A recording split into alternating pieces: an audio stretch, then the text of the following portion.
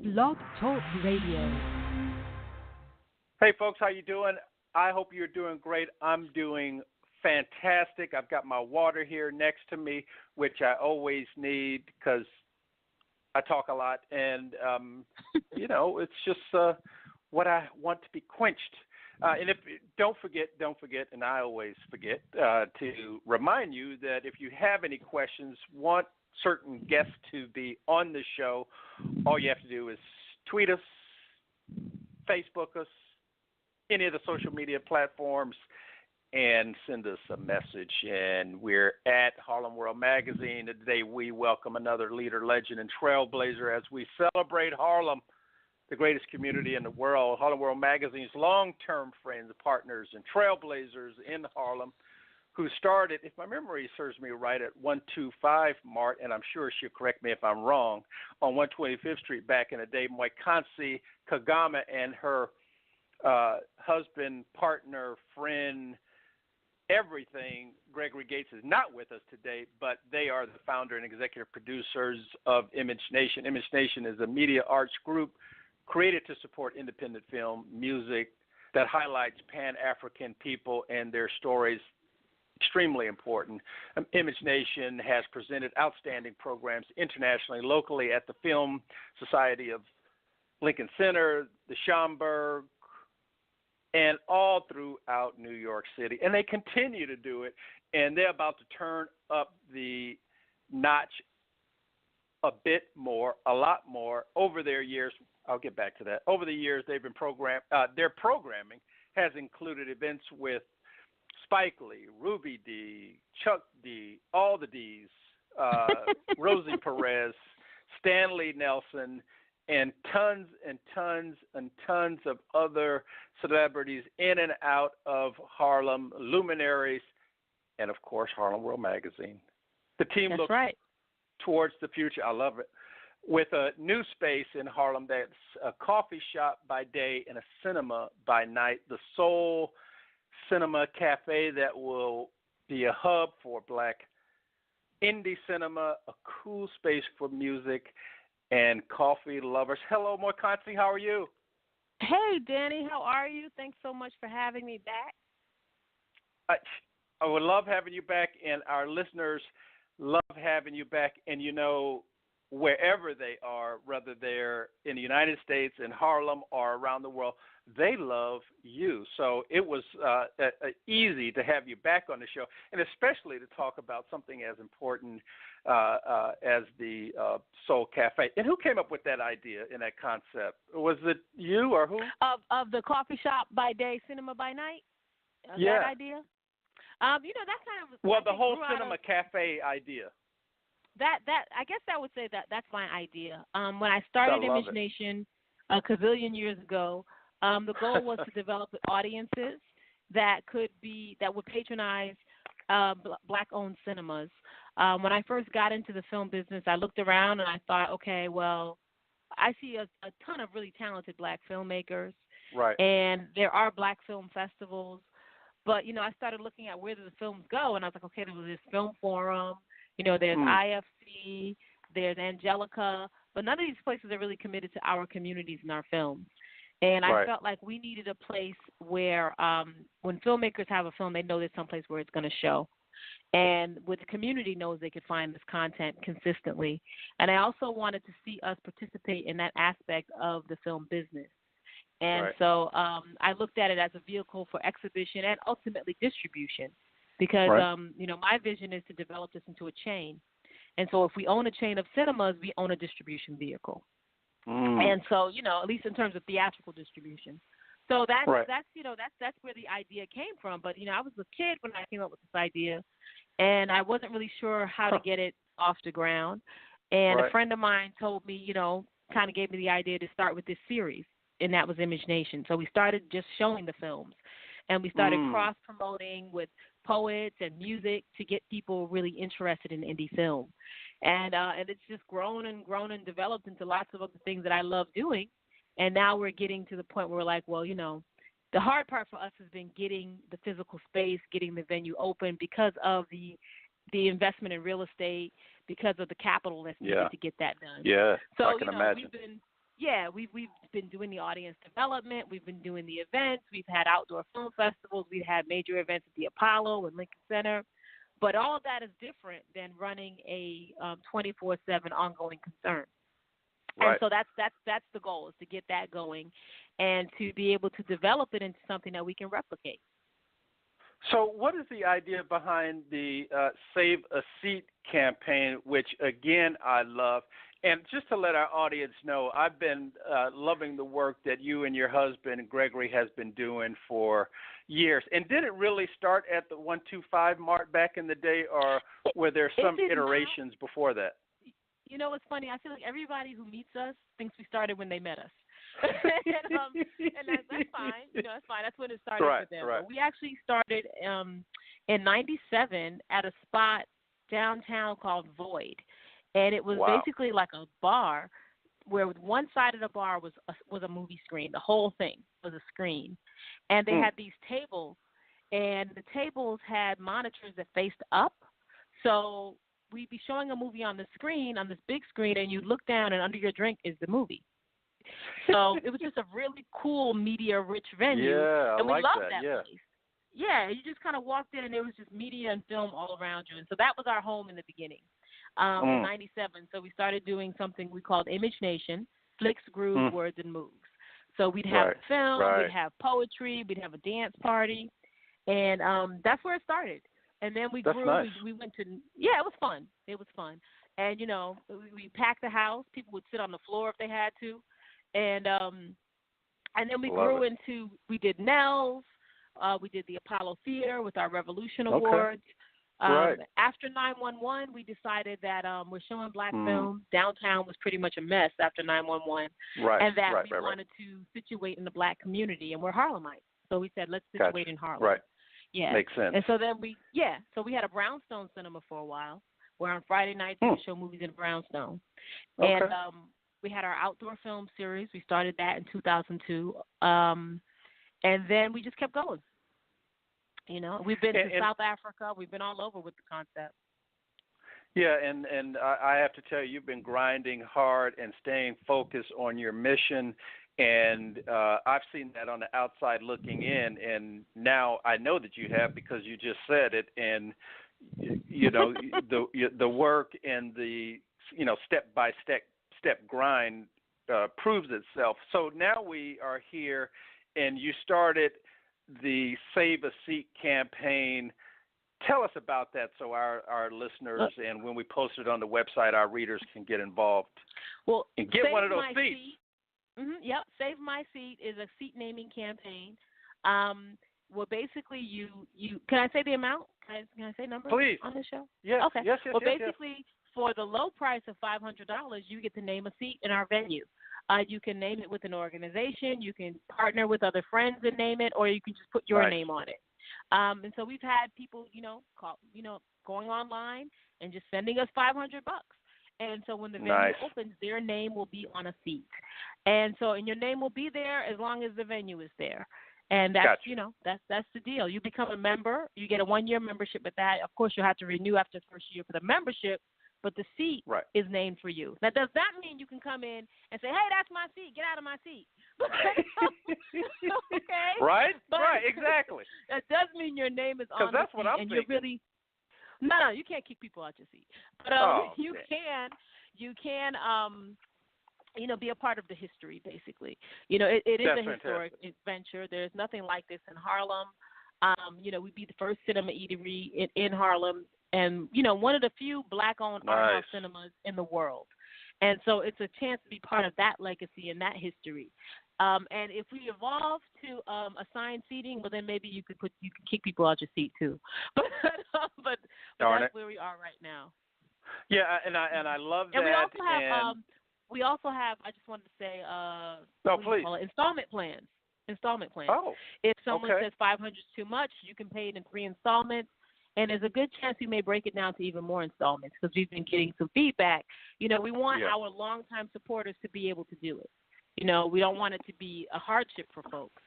So we've made the seats low, and we've made it easy to pay. Right, and certainly given any of those supporters the opportunity where, you can always say yes, no matter what the scenario is. Always a good thing. So, Moikgantsi, will the name be on the back of the seed?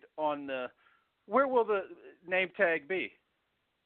Right now, the back of the seat. That's the way we're looking right now. Although our designers will finalize that. We're working with Sheila Prevost, who is an amazing Harlem-based artist, and she's going to be helping us to actually renovate the seats. And we have this.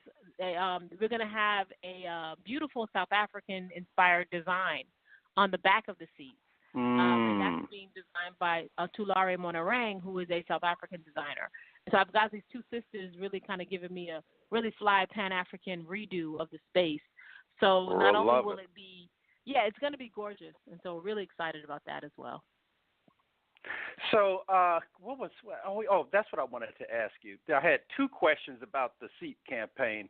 One, let's say that somebody wanted to I was going to just talk about couples. What if there was a family, husband, wife, two little kids? Can they buy 4 seats? Oh yeah, absolutely. Okay. And the seats are actually linked together in sections of 3. So you can buy, you can buy a row of 3, or you can buy, 1, and you can put more than one name on one if you'd like. You could buy one that says, the Tisdale family. You could do it like that. I see where you're going with that. So we're pretty flexible. You can't put like a gazillion names on a tag because it won't fit and it'll defeat the purpose. I hear you. But, right. But you for anybody out there thinking that. Yeah. I mean, there's no point in putting 50 names on the tag, and you'd be mad at us because we can't see them. I know, but you know. There's some creative thinkers out there. Yeah, and if someone has an idea that they want to run by us, they can just reach out. Contact us via the website, and we'll hit you back and we figure out what to do. Okay. So here's the other idea I had, because I grew up in a neighborhood where the resources were challenged, so I always was able to flip the script a little bit. So what if there's a company that said, well, how about in kind of $500? What do you mean? Silence. I know the answer. Oh, you mean for the seat naming campaign? I wouldn't do it, right? Because it's a seat naming campaign. But we do have people who are making contributions to us, and there are other ways for them to get visibility and credit for their support. So we're accepting all kinds of support. We had a nice article come out in the AM New York, and as a result of that, there's a lighting company called Switch that said they're going to donate lighting. And so they'll be recognized for that. They'll be recognized in the press release. They'll be recognized someplace in the space. So for any company that has some type of in-kind support to give, they would be recognized for doing so. Absolutely. That's fantastic. But the seat naming you can find a way. is a specific thing, designed to raise cash. And that's why we put the seats low, because we want them to sell. Can you say that again, Moikgantsi? Yes. That the campaign is designed to raise cash.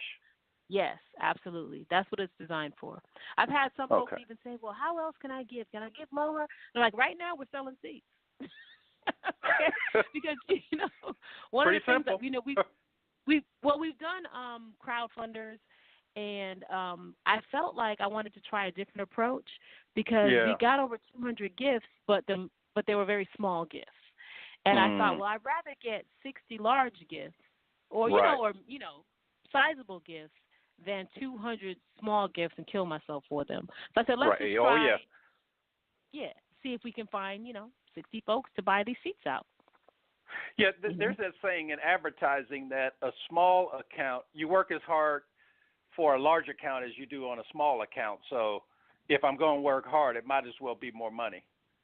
Right. We're just trying it out, exactly. Yeah, and I also would really like to see the names of the people who have been part of this journey on the seat. Yeah, I would like to see them there. I'd like to see everyone kind of feel a sense of ownership in the space. Yeah. And I hope that this will do that, Yeah, and that was something that I was going to mention, is that it in some ways tells a story of the people who, saw your vision initially and, jumped in and said, I'm with this. It's a great idea. I want to be a part of it.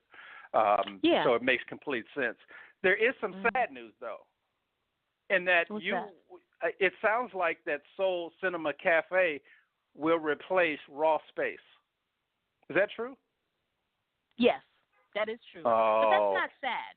That's not sad because Raw Space really was the beginning, and it just shows the evolution of Raw Space. And to be quite honest with you, you know, we're in it to make this venture survive, right? So if someone needs to rent the space, they can rent the Soul Cinema Cafe. That's a possibility, right? And a lot of the things that we were doing at Raw Space, we were doing art exhibits. You know, we can display art digitally now.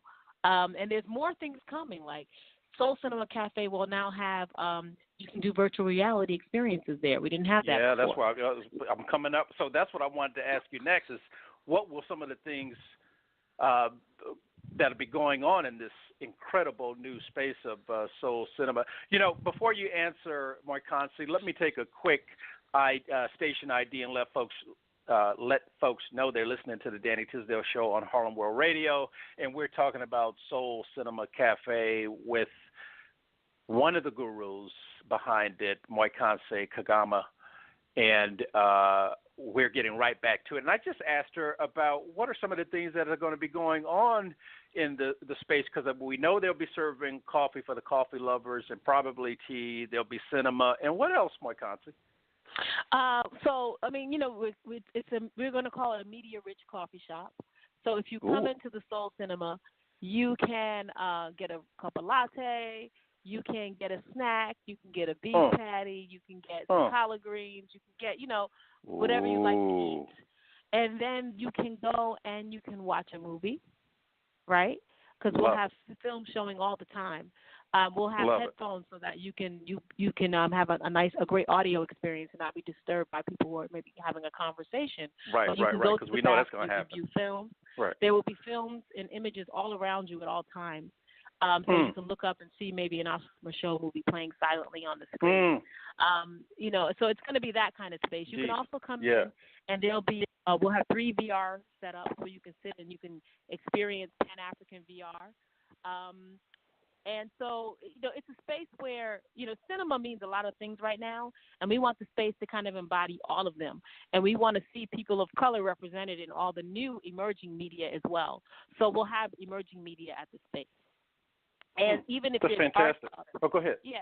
Even right now, to go look at our art exhibits usually have a QR code next to each piece where you can scan that QR code and meet the artist and hear about it. Oh, nice. And so those are the types of experiences that we do now and that we want to continue to do. It's just that our presentation, I think, will be a lot cleaner, a lot smoother, and it'll be maybe a nicer experience overall aesthetically. And then, of course, we're constantly selling coffee, constantly selling food. Right. So these are the things that will happen at the space. Our idea is that you can come in and experience culture. You can engage with maybe like-minded individuals, and you can see some wonderful films that you don't get to see anywhere else. That's fantastic. And we decided to make it coffee shop by day, cinema by night, because we all know that coffee shops are doing very well in Harlem right now. Extremely. And yeah, very well. And during the day, that's usually when movies aren't doing as well. So we figured, why fight? Let's make it a coffee shop by day. You know, it's a media-rich coffee shop. It's a special coffee shop. It's not like any other coffee shop, but it still is a coffee shop. Right. And at night, we cut all that out and we show films. What will be the hours? The hours will be 7 a.m. to 5 p.m., regular coffee shop hours. And then the movies start at 7 p.m. to 10 p.m. on the weekdays, and we'll go probably into 1 o'clock in the morning on the weekends. But we'll also have live music performances as well, and then some nights when there's only VR.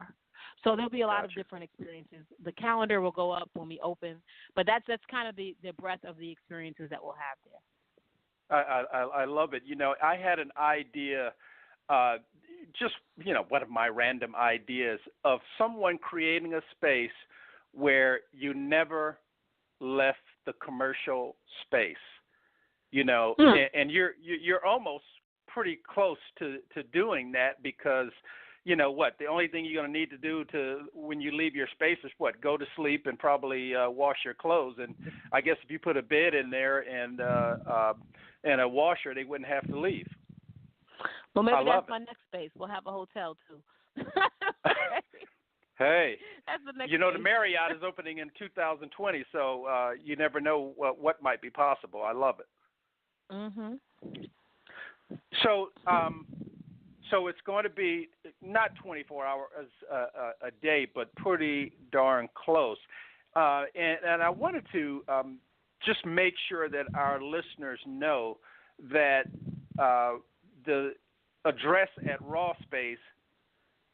Well, when will the space open? It is going to be in the old Raw Space. I mean, you know, space. You know how it is. I mean, it opens when the funding's in place. Yeah, so right. We're still raising money.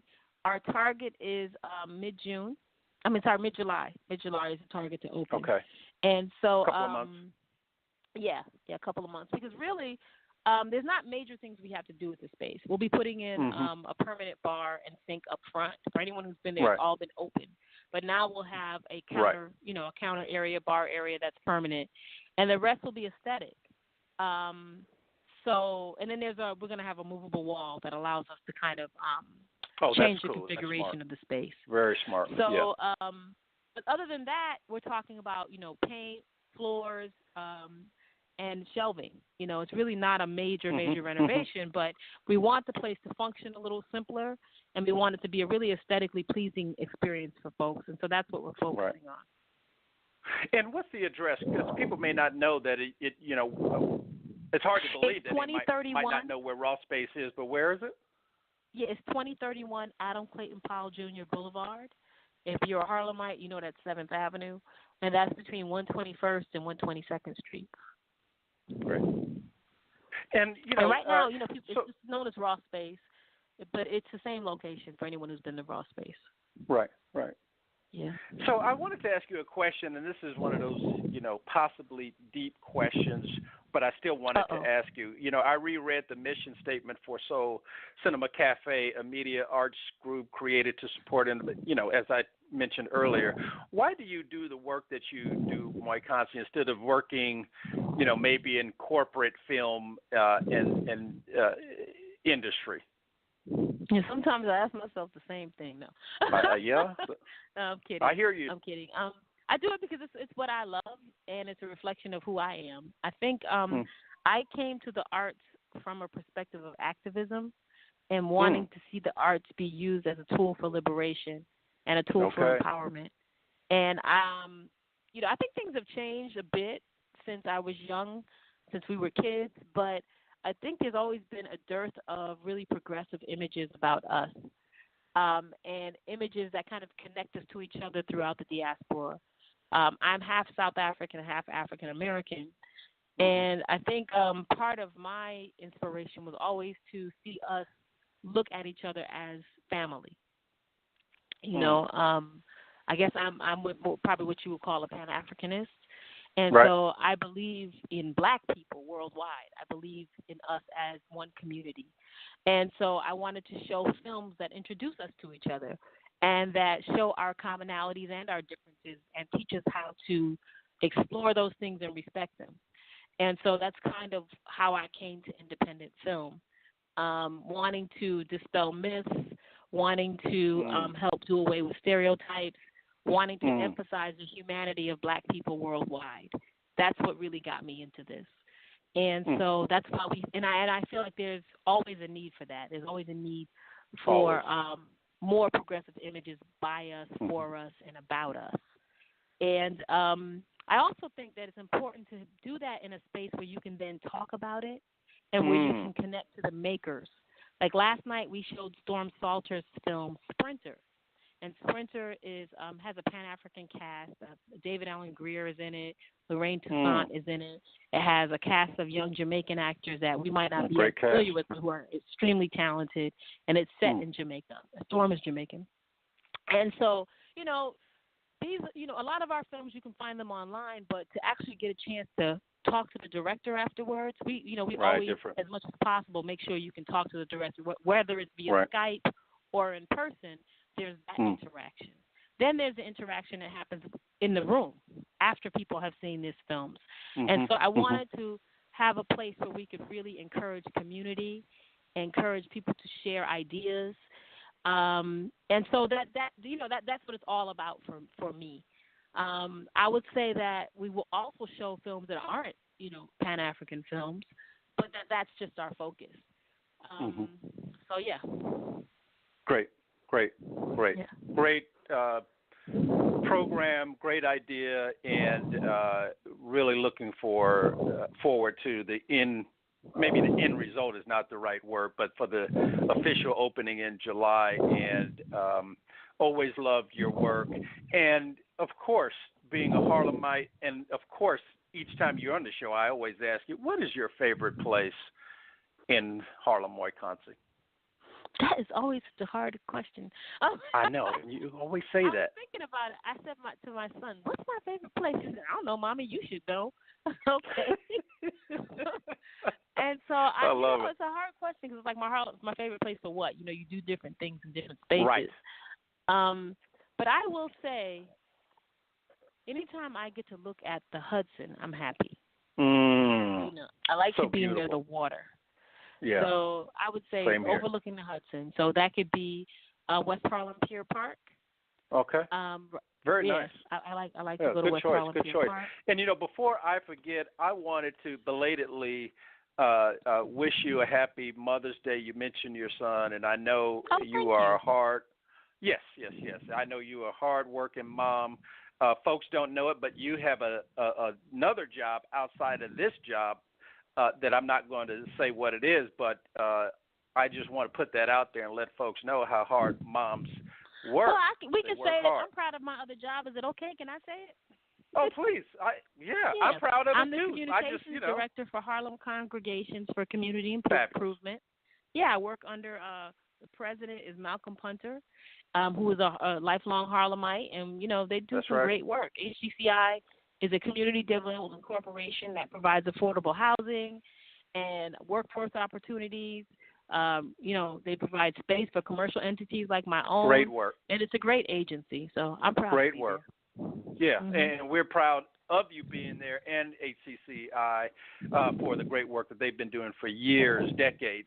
And we're at that moment where, I always say we're at the last couple of minutes here, and I just wanted to make sure to give you this moment for our listeners and readers in the future to reach out and get their seat. And can you give the contact information, Moikgantsi, of how listeners can get their seat? Yeah, so you can reach us at our website.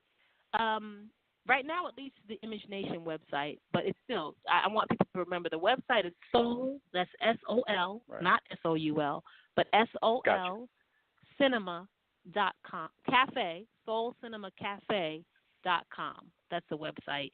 I haven't said it that many times, so bear with me, but soulcinemacafe.com. And so you can go there, and you will learn all about the work that we're doing, and you can actually get your seat there. Fantastic, and we're going to have it on the website so folks can jump on it. We will be posting this. We'll e-blast it.